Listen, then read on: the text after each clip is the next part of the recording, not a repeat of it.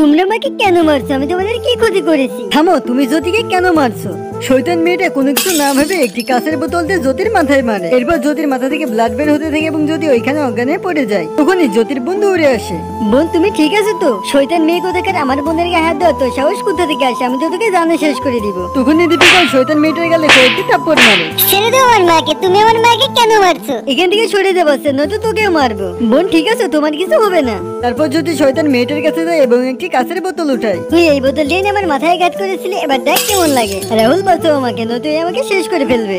লড়াই শুরু তুমি করেছিলে, তোমার পরে শেষ হবে। তারপর ওর মাথার উপর আরো একটা বোতল ভাঙি। ছাড়ো আমার মাকে, আমার মা অনেক কষ্ট পাচ্ছে। যদি তুমি নেহাকে ছেড়ে দাও, নয়তো আমি ভুলে যাবো তুমি আমার ওয়াইফ। রাহুল যা হয়ে যায়, আজকে তো আমি শেষ দিকে ছাড়বো। তারপর ওর মাথার উপর আরো একটা বোতল ভাঙি। তুমি আমার সব থেকে ভালোবাসা মেয়েটাকেও শেষ করে ফেলেছো। তারপর আমি একটি চাকু তুলে রাহুলের দিকে এগিয়ে যাই। আমার থেকে দূরে থাকো, নয়তো আমি পুলিশ ডাকতে বাধ্য হবো।